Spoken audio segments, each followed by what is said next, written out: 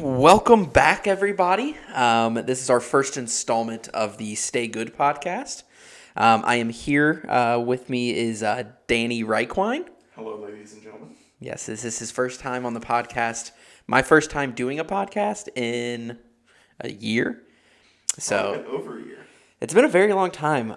This is something that we've definitely wanted to get back into for a very long time because I really enjoyed doing them. I know a lot of people out there enjoy watching us be stupid and just talking about different things. So it's definitely something that we brought back due to moderate demand. We had like 70 people a day messaging us. Bring the podcast. That's too much. We had at least 7 people messaging us, and 3 of them were my friends. So we're here, and we're happy to be here. But yeah, so we got the Stay Good podcast. This is the first installment, so take it easy on us as we go through sort of the motions here. It is presented by Good Enough Garage. That is our host company here. It's why we're here. It's funding all of this and all of your guys' support. Everybody out there that gives us any type of support, we really appreciate it. And you guys are the reason that we're able to do fun stuff. So without further ado, we'll sort of get into today's episode. We sort of just want to cover pretty broad topics of what we're doing here. Danny's background, my background, maybe what Good Enough Garage is for those that's tuning in for the very first time, and sort of how the name Stay Good sort of resonates with us, and we'll go from there. So Danny, if you want to sort of kick it off talking about maybe your background, how you got to be in Good Enough Garage, how we met, different things like that, I can sort of go from there. Yep, I think I can do that. Again, like you said, my name is Danny. Not sure if everybody's going to know me. So I started out in the car community, I'd say probably 6 years ago, back when I was still in high school. What got you into the car community? Levi. Really? Levi Logan. Good old Yep. Levi Logan. Good old Levi Logan. So Okay. we actually both worked at Full Throttle, where we used to host our meets. We were both managers there for a long time. He's still there. I've moved on. I'm now selling cars. I've also worked at Full Throttle before. He has. I feel like everybody in the tri-state area has worked at Full Throttle at some point in their life. So was there something at Full Throttle that got you into cars? Was it sort of Levi? Did he take you to meets? Did he take you to shows? Or So it was more of just talking to him, and then him introducing me to his friends that also happen to be into cars. And it just kind of got the ball rolling for me. So I started out with a good old 2006 Hyundai Sonata that I was gifted to me for my 16th birthday by my grandparents. nice. And then my first car that I bought was a 2015 Focus ST. Did you do any mods to the Sonata? Or you knew immediately that you? So, funny story about the Sonata. Me and Jackson Balmer, Okay. we got underneath that thing, took a saw, and cut the mufflers off. And there was a very, very bad smell that was coming out of that exhaust after we did that. Okay. And my mother was not too pleased at the time. At that time, I was still living with her, so her word kind of goes. Yeah. And safe to say, we took it up to a muffler shop and had it welded back on within the next week. So you at least attempted, I guess, to try to enter that world of modifying the Sonata. Okay. I wanted to do something because I had friends, they had cars, they were doing stuff too. I don't know if I would say I was left out, but it was just a sense of me wanting to do something. Yeah. You sort of get that itch that you wanted to modify and sort of hang out with your friends and be able to talk about modifications and sort of get into a build where you're excited to do it. Yeah. So I can definitely see that. Yeah. So you went from there, I guess from the modifying the Sonata, attempting to modify the Sonata Yeah, I wouldn't say modifying. to, what was it? You said your Focus ST? Yes. Yep. Focus ST. That I did a good amount too. It was on BC Extreme Lows. Maxed out. That was not a comfortable ride. Some Rotiform RSEs. Splitter. You had a lot done to it. Yeah. Motor wise, I had a decent amount done. Solid charge pipes. Tile blow off valve. Bigger intercooler. So how long in total did it take you to build everything? It's about a year and a half, I would say. Okay. So, that's rather quick. Yeah. I was just so excited at the time. I started looking around, And the salesman that I was working with at the time said, we just got this in on trade. The guy traded it in on an HHR. Okay. Out of all cars. I don't know. I don't know. Well, personally, that's just not my type. But So that wasn't was that at Ford or where was that at? So it was actually at a Chevy dealership. Okay, so you worked as a Tri-County. you were So that wasn't me. okay. That was my salesman that I was working with. They had one on the lot. I talked to him about it, and unfortunately, that sold before I was able to get there and pull the trigger. Okay. And he was just keeping me updated. This was probably 2 weeks after that original one popped up. It was a blue one. I think I remember that. Yeah. So I took that for a test drive. Was still trying to decide, and then it sold. Okay. And then he texted me about a week later. I was like, "We have this. It's probably gonna sell super quick. It already has an exhaust and a blow-off valve on it." I was like, well, that's gonna save me a little bit of money. There you Might as go. well. Low miles. Yeah. So pulled the trigger on that, and that's kind of just what started it all. Yeah. The amount of like passion and everything that you had in it. It spoke volumes for you as a person and like you in the kart community. It was really cool to see like how much you sort of delved into it. And then you went from the ST to it was Mustang. Oh, Mustang, yeah, 2019 GTCS California Special. It's probably the nicest car I'll ever own because I would feel like shit modifying it. Yeah. Yeah, it was super nice. It was fast. It was loud. It sounded really good, but I think the only thing I did to that car was the carbon fiber steering wheel. That was it. A nice carbon fiber. A very nice car. Yeah. That I still have. It is for sale. Oh. 18 and newer. If you're looking for a carbon fiber and Alcantara steering wheel, hit me up. Yeah, might as well just plug. I might as well plug it. Got any other parts you might want to add? No, that was the only that was the only thing. Okay. And then you went from the Mustang to your current car now. Yes. So I missed the ST. I realized like 2 weeks in after I traded it in, I was like, that was a mistake. And I was like, I need something all-wheel drive because my project car is my daily. Yeah. So I don't have another car to drive. The Mustang was awful in the snow. So I was like, okay, I like the ST. I need something I can drive in the snow, something that's a good daily driver that I'm just able to do anything with. Yeah. And I was like, I couldn't afford a Focus RS. What about the ST? Yeah. I was like, now I can. I'm gonna get a Focus RS. Hell yeah. So we found one from Wisconsin, and at this point, this was what 2.5 months ago. Yeah, it wasn't that long ago. Yeah, it was fairly recent. At this point, I was working at Ford, so I got with my boss, who got on like a dealer auction website. Mm-hmm. He got on there, found this one from Wisconsin. Only had like 8,500 miles on it, and it's a 2016. Yeah. So super good shape. Had a Cobb exhaust on it already. Again, saves me a little bit of money. Yeah. Because that's something else I would have already done Mm-hmm. in nitrous blue. So I was ecstatic. Pulled the trigger. I think I started looking for RSs at like 9 a.m. And I remember that. Yeah, and then ended up having him click the buy button at about 2:30. Yeah, it was the day after we got back from Slam Duff Gatlinburg. Yes. Yeah, we got back home and you were just like, man, I really miss my ST. I wonder if I can get an RS. And you started looking because you had a Bronco on order, and then we kind of persuaded you like Danny, don't get the Bronco. You need to get back to your roots here with like an RS ST kind of car. And then like you said, maybe 4 hours later you had you purchased the car. We were all shocked. Now, but at the time, I was like, "Is this the right move?" I did not think about this much, but you can't find those with that little of miles. Yeah, and you really can't sleep on deals like that either. Like when it's something like that, you sort of have to jump on it, and definitely in today's market. So I was very happy. I feel like I was in the group chat. Just you were. Mason is a bad influence. No, he was in there egging me on. I really was. You absolutely need it. Yep. But I mean, I said screw the Bronco, buy the RS. He's like, is this a good deal? I'm like, that's the best deal I've ever seen in my life. I would probably get that car immediately. And that's the nice thing about the RSs, though. I mean, they're keeping their value like crazy. Yeah. Like it sucks to say that I didn't pay sticker originally. Yeah. I almost paid sticker price for it, and that's even at a dealer auction. So I got it cheaper than what most could have. Yeah. So was 2016 the last year that they made the RS? No, first year. They made the Mark III RS. Okay. So 2016 to 2018. 2018 was like a limited production year, I guess. They introduced the race red for the RS that year too. So if you see a race red R, I don't think I've ever seen one. let me know. Let me know because I might be interested. No, no, it's not. That nitrous I like blue red. is so I hot. know, I know. It's so It's good looking. Cool. It's cool. I might wrap it. I might not. I'm not sure.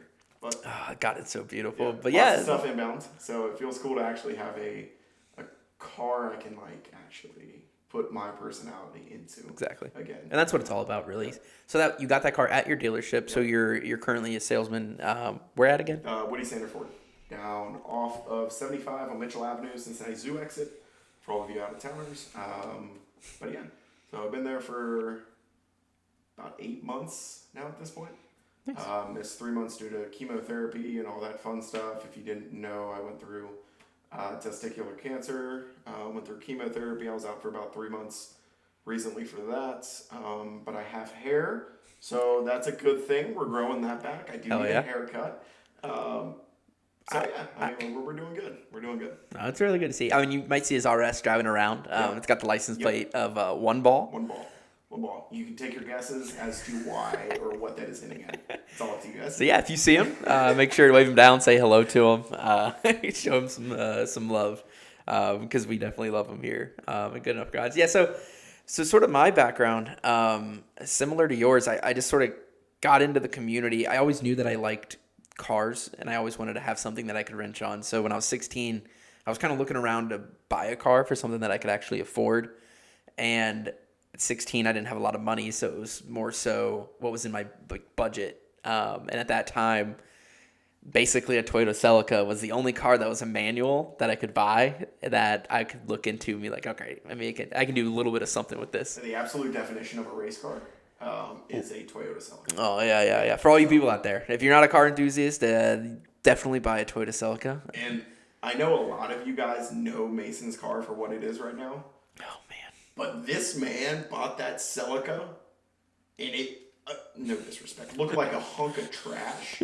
The work that this man put into that car was absolutely insane. It was honestly garbage, and I'm super blessed that I have the sort of the family around me to sort of help me.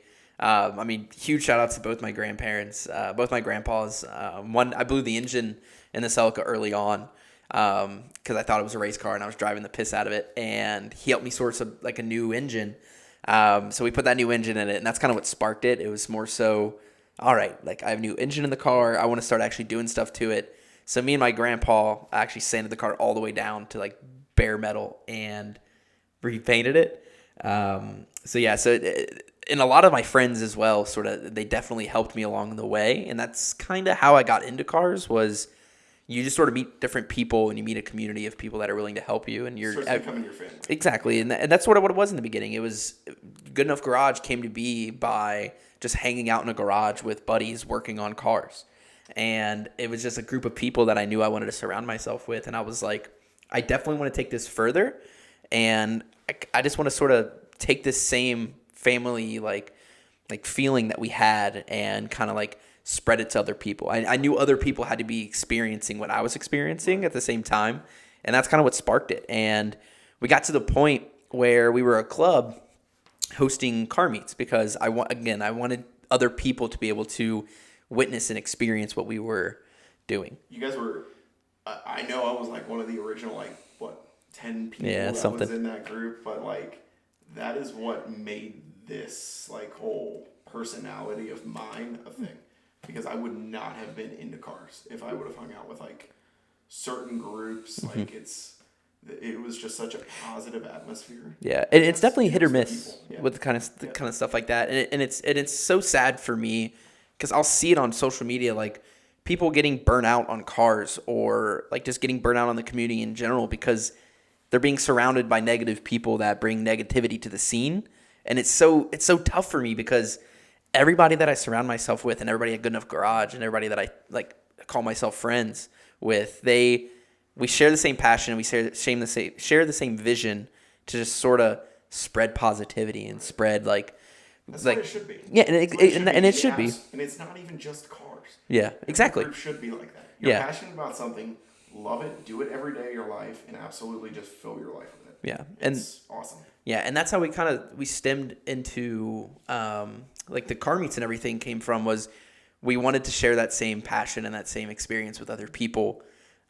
So we started hosting car meets just to sort of, I think at the beginning it was like, what was it called? Like making memories for people is what we called it in the beginning. We just wanted to make sure that other people could look back on their lives at this time in their life and remember those times of going to car meets and having fun with people. And that's where we are at today, is doing the exact same thing, doing car meets like that so people can come and just like unwind and have a good time, spend time with positive people, and then also sort of do the same thing with shows. Yeah. Come and have a good time, good people, good cars, and just enjoy the community the way it's supposed to be enjoyed. So yeah, that's where we're at today. I mean, the amount of like support and everything that we've received from people over the years is incredible. And I think back to what I said earlier, that we sort of surround ourselves with like-minded people that have the same passions, and that's the reason these people support us, is because they know that the car community is a good place, and they know that there's good people here, and they sort of want to see it, like, I guess, broadcasted further to more people. Right. Know it, like we need other people to know that there is a good side to the car community, and that's what we're here to do. Right. And we hope that everybody's listening and everybody that supports us and everything is sharing the same passion and the same sort of mission that we have. And if you're not, cool. I mean, I'd love to have a conversation with you, sort of why you might not think the same way that we do.